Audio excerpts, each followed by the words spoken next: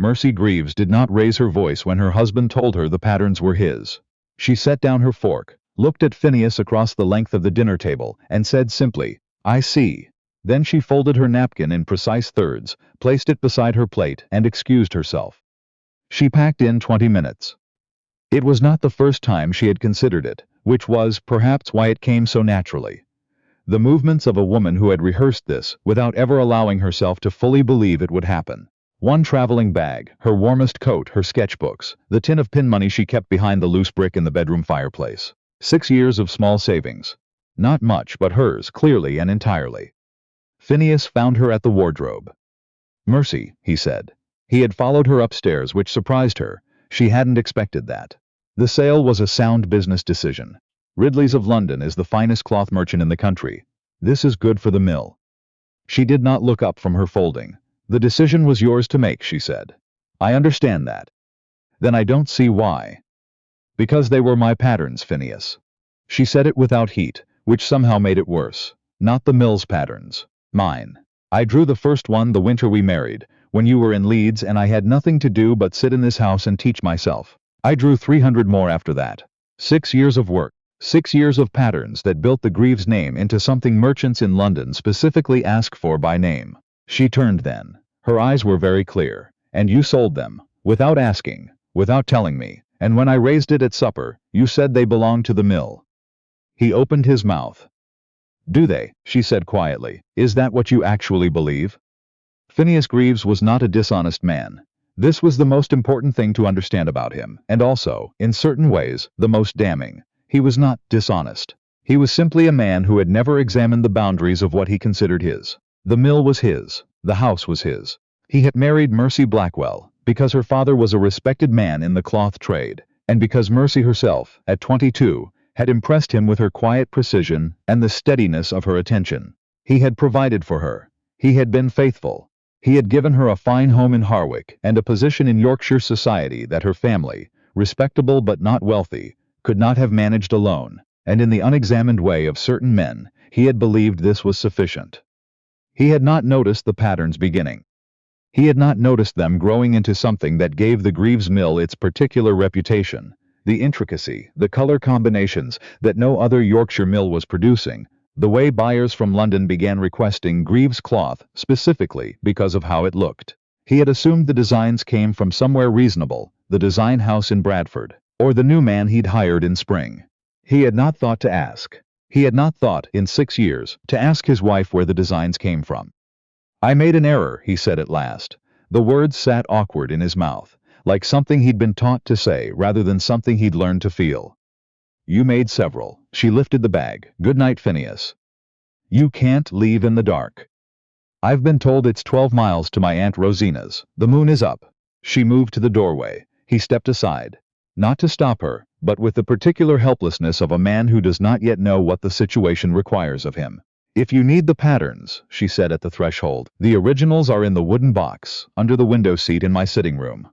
I imagine you'll find them useful." She walked down the stairs, and out the front door of Greaves' house, into the November dark, and she did not look back. Phineas stood at the bedroom window and watched her figure move down the drive, unhurried, bag in hand, her breath misting in the cold air. He told himself she would turn around. She did not turn around. The 12 miles to Rosina Birch's cottage took Mercy 3.5 hours, which was longer than she'd calculated, and also somehow exactly right. The cold helped. The rhythm of the road helped. The way the moors stretched dark and wide on either side gave her the particular sensation of smallness that was not frightening but clarifying. The understanding that the world was larger than Greaves' house and Harwich, and the opinions of the cloth merchants, Phineas entertained on Tuesday evenings. She had loved him. She wanted to be honest about that, at least here on a November road with no one to perform anything for. She had loved Phineas Greaves, not blindly, not without the sober inventory of his shortcomings that 6 years of close proximity produces, but she had loved him, the certainty of him, the reliability, the way he kept his word. What she had not understood for a long time was that a man can be reliable, and still not see you. That keeping your word is not the same as knowing who you made it to. Rosina Birch's cottage appeared out of the dark around 2 in the morning, the lamplight behind the curtain, the smell of coal smoke and dried herbs. Mercy knocked once. There was a pause, Then the door opened and Rosina, 64 years old, silver-haired, sharp as December, looked at her niece standing on the step with a traveling bag and said, without missing a beat, "Kettle's on. Come in before you freeze." Mercy sat at the kitchen table, while Rosina moved around the small warm room. The fire was low but alive, and the cottage smelled the way it always had. Wool and lavender and old books, which was to say it smelled like safety. "Did he hurt you?" Rosina said, direct. She had always been direct. "Not in any way that shows," Mercy said. "What did he do?" "He sold my patterns to Ridley's of London." A pause. "Without telling me, without asking. When I said they were mine, he said everything produced in the mill belonged to the mill." Rosina was quiet for a moment, "And you believed he meant it?" "He meant it the way men mean things they've never questioned," Mercy said. "Which is absolutely and completely." Rosina sat down across from her and put her hand over Mercy's. "You're going to be all right." Mercy thought about it honestly. "Eventually," she said, "I think I am." Harwick began talking by the second day. The sympathy in the early version ran almost entirely toward Phineas, as it generally does toward men of property in small Yorkshire towns. Mr. Gibbs at the wool exchange said he reckoned she'd be back inside a fortnight. Mrs. Fallow at the draper's said she'd always thought that woman had too much pride for her own good. A man like Phineas Greaves, old Judge Tallow said somewhere, didn't take a wife to be questioned about his business dealings. But there were quieter voices. Tansy Weld, who worked the spinning floor at Greaves' mill and had known Mercy to stop and actually talk with the workers, not at them, talk with them, said flatly to anyone within earshot that Mrs.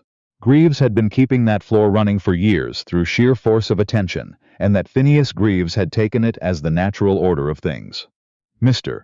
Baird at the counting office said nothing publicly, but brought a basket of provisions to Rosina Birch's cottage on the third day, and everyone who noticed understood what that meant. Phineas said nothing. He went back to work the morning after Mercy left, which most of Harwick read as indifference. It was, as these things often are, both accurate and inaccurate in the complicated way that true things tend to be. He discovered what was missing in stages, the way a man discovers a fault in a foundation, not all at once, but through accumulating evidence that something essential is no longer sound. The mill accounts were wrong, not the large ledgers he reviewed monthly, but the subsidiary ones, the supplier credits, the wage adjustments, and a small welfare fund he hadn't known existed. His clerk, a young man named Orson, came to him on the fourth morning, with a list of outstanding arrangements and a look of genuine bewilderment. Mrs. Greaves handled most of these directly, Orson said. "I don't know the terms she negotiated." Phineas looked at the list and felt briefly, sharply lost. He went to Mercy's sitting room on the 8th day. He had been avoiding it, in the inarticulate way of a man avoiding specific evidence of his own failure. The wooden box under the window seat was exactly where she'd said. He opened it and found the original pattern drawings, hundreds of them, in her precise hand, annotated with color notes and yarn weights and the specific weave structures that made each one work. They were not casual sketches. They were technical documents, beautiful and exact, the record of a working mind that had been producing for 6 years, and had received no acknowledgement for any of it. Behind them a separate folder, inside a small ledger. Worker Relief Fund, Harwick Mill District, begun January 1838. He turned the pages slowly. 6 years of entries, small amounts, a pound here, 2 there, beside names he recognized, the Weld family, who'd lost their father to a machinery accident in '41, the Denton widow with 4 children, Tom Hatch, who'd been out sick all last winter, whose entry had a small notation beside it, arranged through church collection at his preference. He does not want it known. Phineas set the ledger down.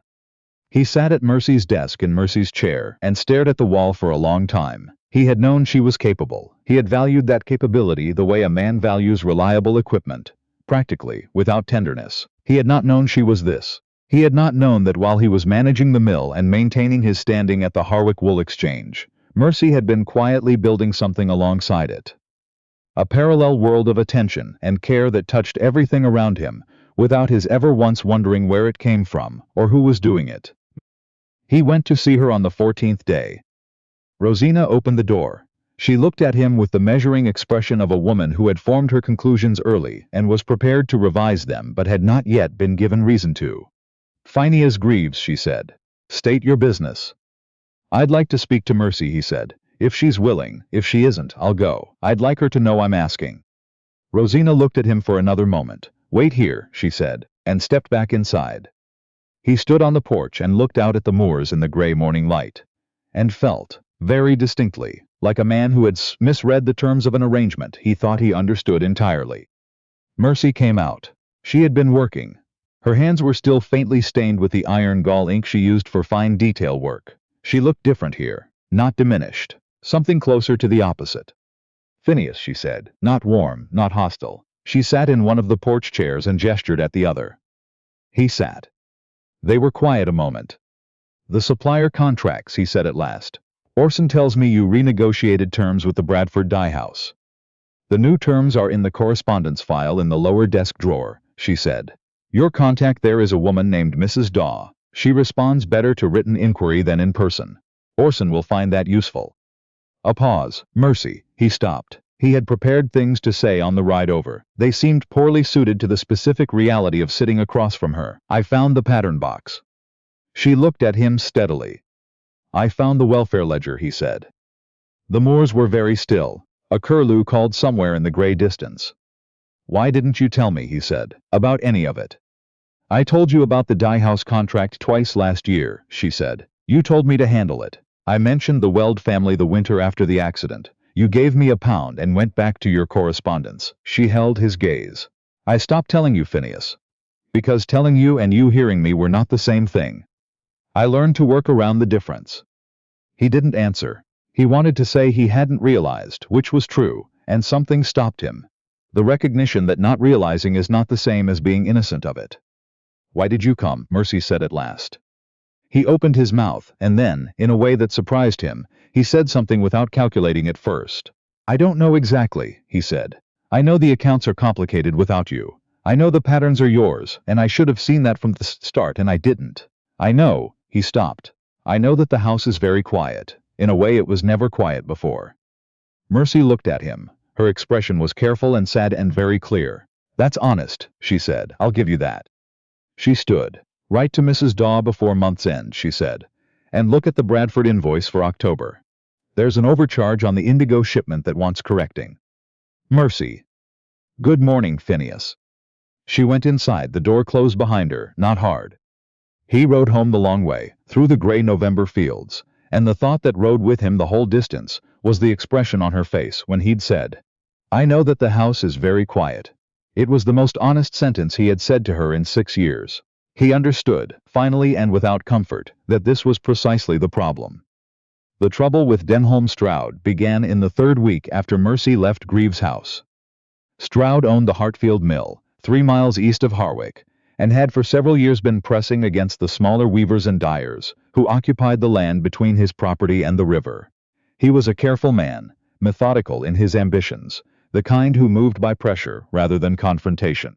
When news of the Greaves situation spread, a mill owner distracted, a household in disorder, Stroud saw an opening. He began circulating a quiet version of events at the wool exchange. Not that Mercy had left, that was already known, but a suggestion about why. That she had been corresponding with a competing merchant in Manchester, that there was something improper in her departure, that a woman who leaves so suddenly must have had somewhere else to go. He didn't name anyone. He was too careful for that. He simply planted the question and let Harwich do what small towns always do, fill in the blank. Phineas heard it on a Wednesday morning from the mill's wool supplier, who delivered it with the apologetic look of a man felt it was kinder to warn him. Phineas stood in the middle of the supply yard for a moment with a sack of fleece in his hand. What moved through him was, he would later understand, the clearest emotion he'd experienced in years. Not confusion, not ambivalence, anger, clean and focused and certain. He rode to Hartfield Mill that afternoon and found Stroud in the yard, talking to his foreman. He did not dismount. "I know what you've been saying about my wife," he said. He pitched his voice to Carrie. There were 4 workers within earshot, and he did not lower it. "You will stop saying it. You will correct it wherever you've said it, and you will make clear that you invented it. My wife's name is not a currency for your ambitions." He held Stroud's gaze. "I am not asking you a question." He rode away. The clean anger was already shading into something harder to carry. The understanding that he had defended Mercy's name in front of witnesses, without hesitating, had spoken about her with more force and clarity than in 6 years of being her husband, and the thing that had prompted it was a lie. He had never spoken that clearly in defense of what was actually true about her. He rode the whole distance home and could not put that down. The story of what Phineas had said to Stroud reached Rosina Birch's cottage by the following morning. Rosina told Mercy at breakfast without commentary. Mercy was quiet for a long moment. He wrote himself, she said. Didn't send a man. No. Said it in front of people. In front of several. She picked up her fork, put it down. That doesn't fix anything. No, Rosina agreed. It's one afternoon. It doesn't change 6 years. It surely doesn't. They ate in silence. Outside the cottage, the November light was flat and cold on the moorland. Why do you think he did it? Mercy said at last. Rosina looked at her steadily over her tea. You know why? Say it. Because he's beginning to understand what he had. She set down her cup. Men like Phineas Greaves don't learn things early. They learn them standing in the space where the thing used to be. A pause. The question isn't why he did it. The question is what you do with the information. Mercy was quiet for a moment. I need to think about something else first, she said. What she meant was Stroud. She had been watching him for 2 years. The particular texture of his ambitions. The way he angled at the Riverside operations with the patience of a man who believed he would eventually get what he wanted through attrition. She had mentioned it to Phineas at supper more than once. Phineas had said Stroud was competitive. That was not a crime. Mercy had filed it away and kept watching. What she now suspected was that Stroud's spread of rumors was not merely opportunism. It was preparation, cover for something he had been building toward. She wrote 4 letters that afternoon. One to the Harwick Trade Magistrate requesting any recent license filings connected to the River District. One to a solicitor in Leeds she had corresponded with previously about a contract matter. One to Mrs. Daw at the Bradford Dye House, who was well connected and not a woman to refuse a reasonable inquiry. And one, after some deliberation, to Phineas. She did not write it warmly or coldly. She wrote it the way she wrote everything, clearly, and without ornament. She had reason to believe Denholm Stroud was maneuvering to undercut several of the smaller weavers in the River District, using the Greaves household's disruption as cover. She intended to investigate. If he wished to lend his name to the effort, it would be useful. She would proceed regardless. She sealed it and sent it with the afternoon post. Phineas's reply came back the next morning, in a hand slightly less controlled than usual. Tell me what you need. I'm listening. She read it twice. Set it on the cottage table beside the other letters, 2 weeks apart.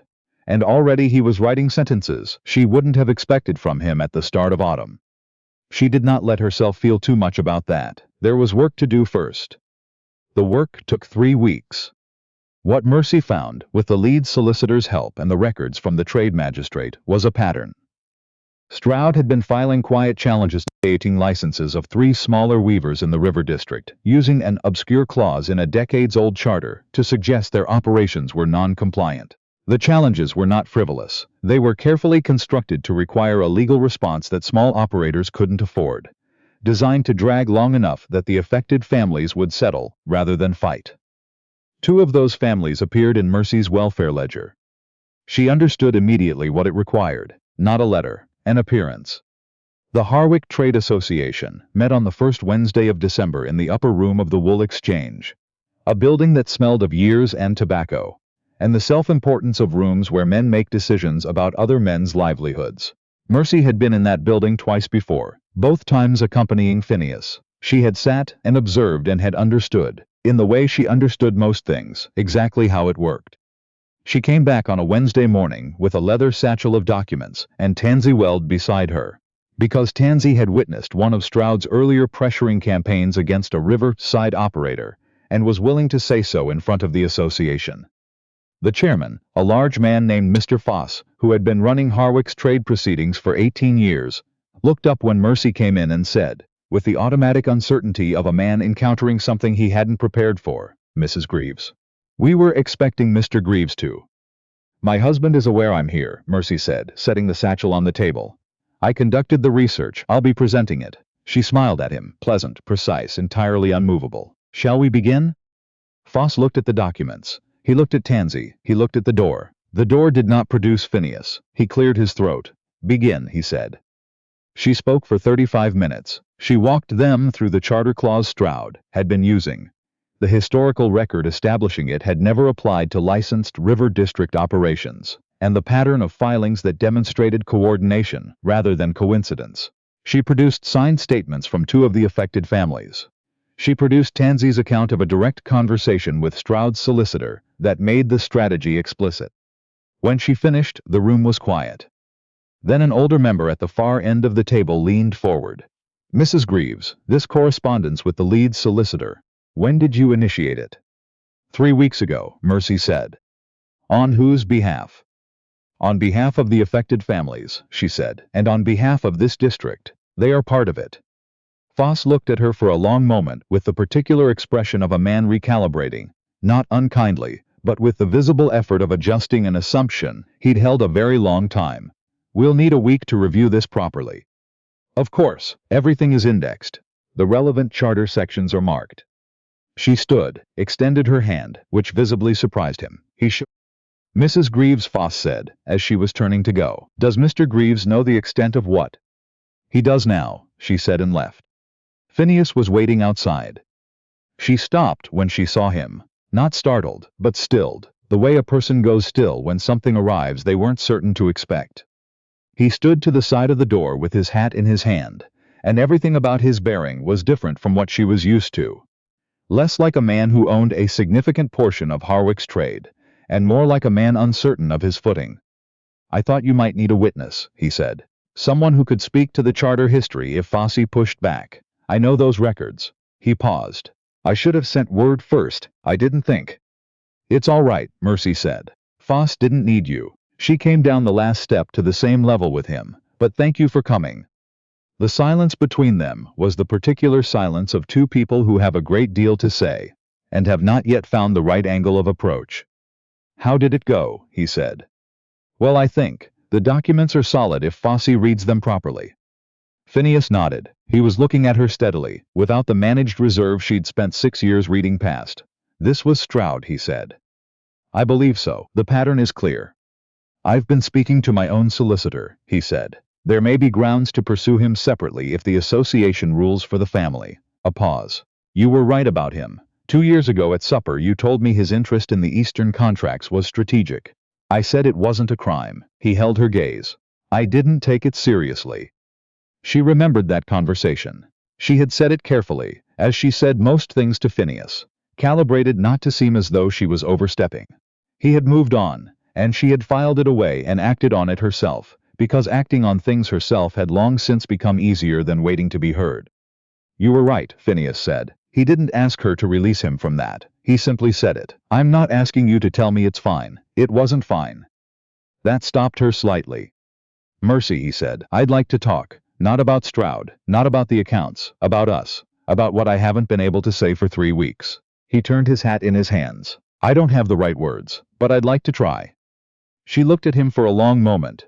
The December cold pressed at both of them. A cart went past on the lane, and the driver nodded at Phineas, who nodded back without looking away from her. Not here, she said. Come to Rosina's on Saturday. Come in the morning. He nodded. He put his hat on. He left. Saturday came with frost on the moorland, and a thin pale sky that looked as though winter had finally made up its mind. Phineas arrived early. Mercy was still in the kitchen when Rosina came to tell her his horse was at the post. She took one breath and went out to the porch.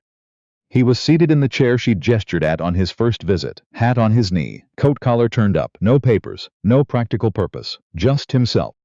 She sat across from him. Rosina brought coffee and went deliberately back inside. He spoke first. I've been trying for 3 weeks to find the right words, he said slowly. I've written letters and thrown them out. I've rehearsed things in my own head and heard how they sounded and discarded them. He was looking at his hat. I keep coming back to the same problem, which is that I don't have a language for this. I was raised by a man who believed that providing was the same as caring, who believed a woman's sphere was her domain and a man's was his, and that this was the natural arrangement of things and required no examination.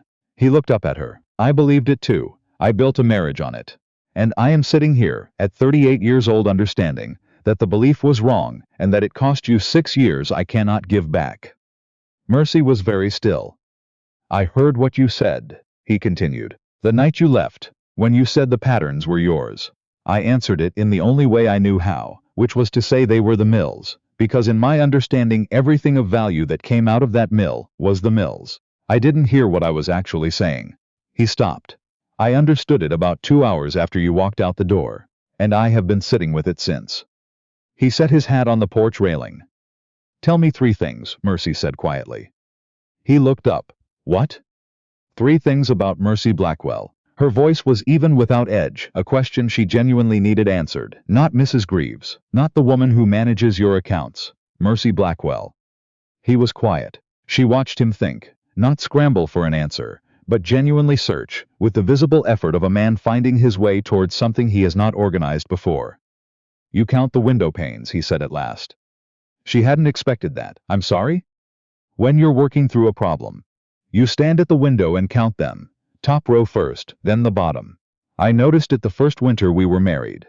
When you were drafting a pattern, and then I noticed it again and again after that. You do it when something is difficult, and you're trying to find the way in. He paused. I never asked you about it, but I watched for it. The morning was very still.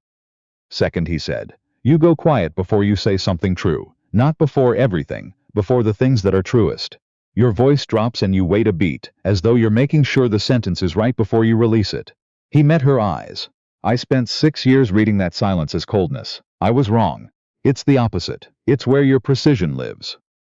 Mercy pressed her lips together. Her eyes stayed dry, but it was taking effort. Third. He paused longer on this one. You designed the welfare fund so the names of the donors never appeared, not because you wanted the credit kept from you, because you understood that people, with pride, men who do not want to be seen as needing help, would refuse it if they felt observed. He held her gaze. You built the fund around the dignity of the people it served. You built a system that protected them from the shame of being helped. A pause. I read every entry in that ledger. I needed a long time in your chair before I was ready to leave the room. Mercy looked at him, across the distance of a porch and 6 years, and one question that had needed asking long before it was. How long have you been watching? She said at last, very quiet. Apparently not long enough, he said, and apparently longer than I knew. Rosina appeared from inside with a plate of scones, set them on the table between the 2 chairs, with the expression of a woman who has heard enough through the cottage wall to know exactly when to materialize with food, and went back inside without a word. The appearance of the scones made everything fractionally more survivable.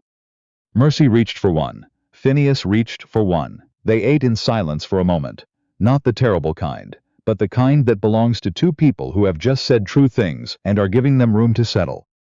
I haven't decided anything, she said. I know. I need you to understand what I mean when I say I will not go back to what it was, not a managed version of it, not the same structure with a softer surface. She looked at him steadily. I have a pattern studio now. Rosina let me set it up in her back room. I've been teaching 3 girls from the village technical drafting, and I intend to keep teaching. The studio is mine, my name on the work. Yes, he said, without negotiating the terms, without qualification. And I will be present for decisions about the mill from the beginning, not consulted afterward. That should have been true from the start, he said. I know that now. She looked at him for a long moment, at this man who had broken something real with his blindness, and was trying now, imperfectly and earnestly, to understand what it would take to be different. Saturday after next, she said. Come again, same time. He nodded. He stood. He put on his hat. At the gate he turned back once, not to say anything, just to look at her, and what was on his face was something she hadn't seen before. Not the careful composure of a man maintaining his position. Something open. Something that understood it had something to earn. She watched him ride away down the lane. Rosina appeared at her shoulder with 2 cups of tea. Well, she said. He counted the window panes, Mercy said. Rosina was quiet for a moment. Did he? He noticed years ago, and he'd thought about why. A pause. He was right about the reason. Rosina put a cup in her niece's hand and looked out at the moors, cold and wide and patient. That's not nothing, she said. No, Mercy said, it isn't. She wrapped both hands around the warmth of the cup. It isn't enough yet, but it isn't nothing. The trade association ruled in February. They ruled clearly and in full. Stroud's license challenges were dismissed on the grounds that the charter clause he'd cited had never applied to licensed river district operations. The written finding noted, in the diplomatic language of bodies that prefer not to directly accuse anyone of bad faith, that the filings had reflected an incomplete understanding of the applicable regulations, and recommended the matter be referred to the county solicitor for further review. Mr. Foss, at the close of the proceeding, stated on the record that the research underpinning the association's decision had been conducted by Mrs. Mercy Greaves of Harwick, and that the district was in her debt.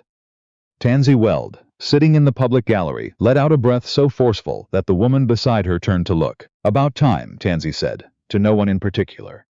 The three families in the River District kept their operations. The Harwick Wool Exchange corrected the relevant filings. Mrs. Daw at the Bradford Dye House, who had made several discreet inquiries of her own, wrote to Mercy to say she had expected nothing less. Phineas had continued coming to Rosina's cottage. He had been learning. Mercy could see it in real time, the slight effortfulness of it, the way he asked follow-up questions and remembered what she'd said the week before, the way he caught himself when he framed something in terms of the mill's reputation, when he meant to be thinking about her, and corrected it without defending it. Imperfect, consistent, genuine in the way that genuine change looks, which is considerably less graceful than performed change and considerably more convincing. She came home in March. Not because the season required it. Not because Harwick expected it. Not because she had run out of other options or other places to be. Because she was ready. Because she knew who she was with her boots on the moorland and her name on the patterns and the studio running. And 3 girls learning drafting in Rosina's back room, and her findings in the association's official record, because she had stopped waiting to be seen and had made herself visible, on her own terms, and that changed everything about what it meant to choose. She drove herself back in Rosina's borrowed cart on a Tuesday morning, because that was what she wanted to do. Phineas came out of the house when he heard the wheels on the drive. He came to the gate and stood there. She set the brake and climbed down. "You drove yourself," he said. "I did. I would have come for you." "I know." She handed him the first box, the rest of the pattern books. "I'll need the studio space properly fitted before the week's out." "It's ready," he said. "I had the south room cleared. There's a work table and the north light comes in well in the morning." A pause. "I asked Tansy Weld what you'd need. She told me what to get." Mercy stopped. "You asked Tansy." "She knows your work better than I do," he said simply. It seemed the right person to ask. She looked at him for a moment. This man who was learning, and who had just demonstrated it in the most specific and unannounced possible way. Then she picked up the second box and walked through the gate he held open and into the house. That evening they sat by the fire in the small parlor, the one that had always been hers, the one he had left exactly as she'd arranged it when she was gone. Her books on the shelf in her order, her wool samples in the basket by the window. He hadn't reorganized anything. He'd left it waiting for its person to come back, not as a gesture, not as a strategy, just as a fact. She noticed. She didn't comment on it. She noticed. "Mercy," Phineas said at last, looking at the fire. She waited. "I love you." He said it the way a person says something they are not certain they know the full shape of but are going to say regardless because it is true. "I didn't know that's what it was. I didn't know what it asked of me. I know that's not an excuse. I know it cost you years." He looked at her. "But it's true. It has been true for some time. I was looking at it from the wrong side and couldn't see it." Mercy held his gaze. "I love you too," she said. "I told you I did the night I left. That hasn't changed." A pause. "What's changed is what I know about myself, and what I intend to do with it." She was very steady. Very clear. "I am never going to be invisible in my own life again, Phineas. Not for this house, not for the mill, not for Harwick's opinion of what a wife should be, not even for you." "Good," he said. "No hesitation, no negotiation. I don't want that. I want to know what you actually see when you look at things. I've been getting half a picture for 6 years. I want the rest of it." She looked at him across the fire. This man who was learning something at 38 that should have been learned much earlier, and was learning it nonetheless, with the real awkwardness and occasional wrong step that actual change looks like when it isn't being performed for an audience. "Then we start from here," she said, "from what we both know now, from honesty, even when it's inconvenient." "Especially then," he said. The fire burned low between them, and outside the Yorkshire moors were dark and old, and entirely indifferent to the particular difficulty of 2 people learning, late and imperfectly, to actually begin. And in the south room across the hall, the pattern book sat on the work table, under the north light window, arranged in an order that only Mercy understood, waiting for morning. She had built that too, On her own terms, in her own time, by the long way around that turned out to be the only way worth arriving. And this time, for the first time, she was not arriving alone.